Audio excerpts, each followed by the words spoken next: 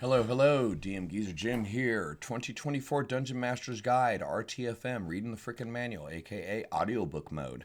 We're almost done with Chapter 6, Touring the Multiverse. We're at the last little section here, and then we'll move on to Chapter 7 next.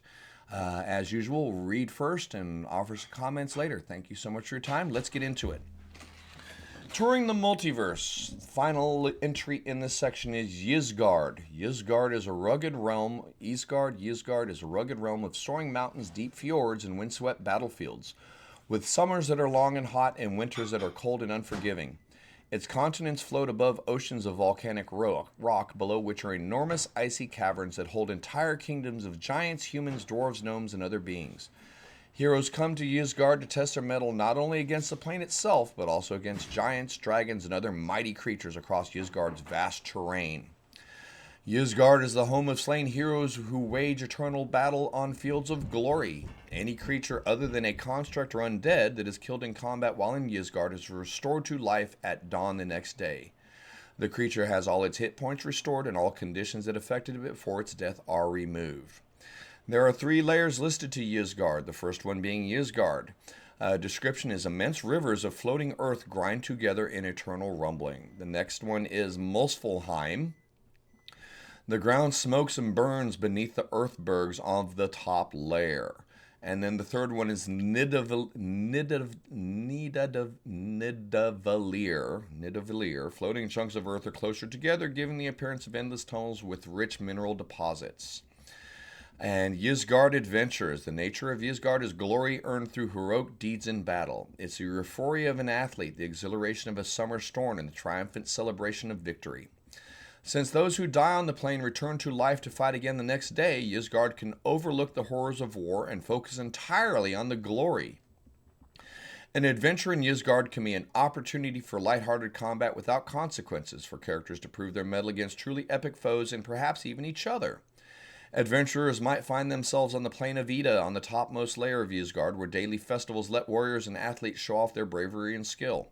Or they might venture into the lower layers to face greater challenges, or secrets buried in deep caverns of the plain. And that's kind of it. There's a lot of, that's the end of my reading part. Thank you so much for hanging out. If you're just here for audiobook mode, short section as usual. All of these are unfortunately pretty short. So let's get into commentary. Ysgard is innately connected with Yggdrasil, the world tree, and also a lot of Nordic mythology. So if you got players that are into the whole, Norse mythology, Lokis and Thors and Odins and Hellas and all of the Marvel influences and blah, blah, blah, blah, blah, blah, you'll probably end up spending a little time in Ysgard. Now, this is all we're getting here. There's not a ton else, so unfortunately, or fortunately, I say fortunately, I'm a fan of the 2E Planescape system. But yes, once again, we need to drop back into our library, 2nd edition Planescape, and this is going to be found in your Planes of Chaos, because Ysgard is considered chaotic good with neutral tendencies, if I'm remembering 100% correctly. But once again, you're stuck kind of going back into our catalog of items to find out about the plane of Ysgard. Very, very, very thorough book, as usual, as is typical with our Planescape information. It's going to give us the information about the plane. It's going to give us information about the spell keys, how his magic work different here than there.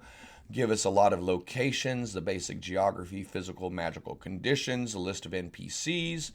And then a lot more sites to give you ideas and inspiration for adventure. There's a decent amount of this that talks about Yggdrasil, the world tree, the connections to here, the connections to there. It's a very, very thick plane because this is one of the, in regards to Planescape terminologies, this is still very steeped within the Nordic mythology. So if it's interesting to you or your players, odds are because you have an interest in the mythology. This does vary from most of our other planes because it is relying heavily on that. So you might have to do some extra reading or tap into your own personal knowledge in regards to the interaction between the Nordic gods and the Norse pantheon to make it kind of matter a little bit more when you get into playing around in here. For example, Nidavellir, the third layer of Ysgard, is meaning the Dark Home. Two principal warring realms spar over territory. Nidavellir and Svartalheim. Though neither of them is evil, the difference in long-standing feud leads to a lot of bloodshed. So there's a lot of detail here. You've got entire nations and city-states that are existing in these planes that get into a lot of conflict with each other. But short video to finish it all out. Not a ton to say. Personally, I don't run a lot of adventures here because I don't like being bound to a mythology. But it is what it is, man. If you're a fan of that, then you can. If you're a fan of Norse mythology, you can have a lot of fun within Ysgard. It's the theme, the design, the idea of it is entirely in second edition seeped within that. So yeah, add the Planes of Chaos to your collection. Add a lot of this Planescape stuff to your collection if you're going to adventure in the Outer Planes. So as we finish up this chapter, a couple little comments here. First and foremost, you can absolutely, positively, without fail, run your entire D&D career and never once leave the material plane, and you're still going to have an absolute lifetime of adventures and ideas to play with. You're never going to be bound to go into the outer planes, inner planes, upper planes, lower planes, any of the stuff that we've been talking about in the tours in the multiverse. This is additional stuff. Most of this is structured to help you as a Dungeon Master world build the multiverse, explain why the gods are gods, why the devils are devils, explain how the flow of divine magic interacts with the power of the inner spheres to generate the material planes. Where do we go when we die? What happens when we're on the outer planes? How do we visit these things? Make no mistake, it's important to have some sort of cosmology for your world. What we're looking at here is, quote unquote, the official cosmology for 5th edition. You are not bound to this cosmology in any way, shape, or form when you begin world building.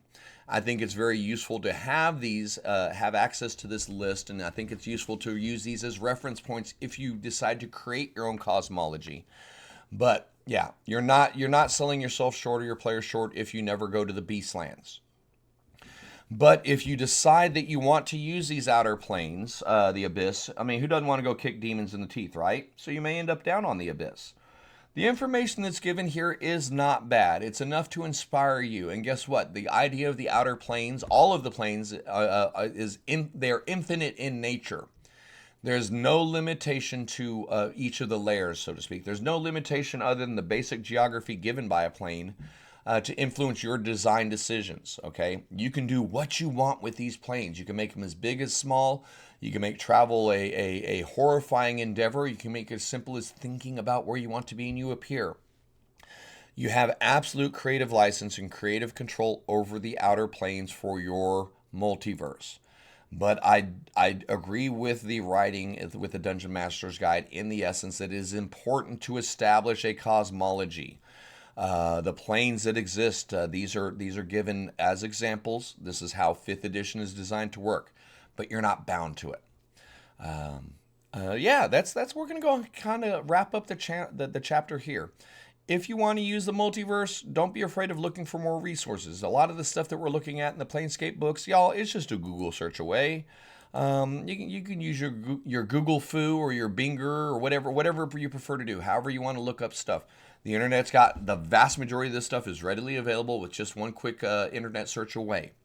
Don't be intimidated by the outer planes just because they seem big, because they are.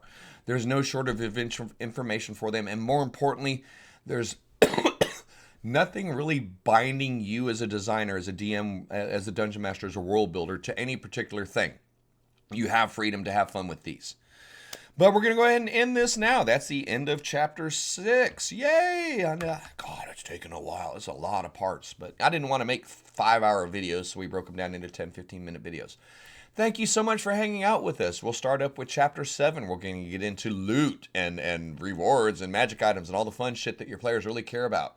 This chapter is a little bit more for the DMs. The next one that we get into probably will have a lot more day in, day out impact than your cosmology. So thank you so much for hanging out. Likes, follows, subscribes are appreciated. Join us over on Twitch for a live stream chat. Leave some comments here. But thank you for being here, and hopefully we'll see you for the start of chapter 7 soon. Y'all take care.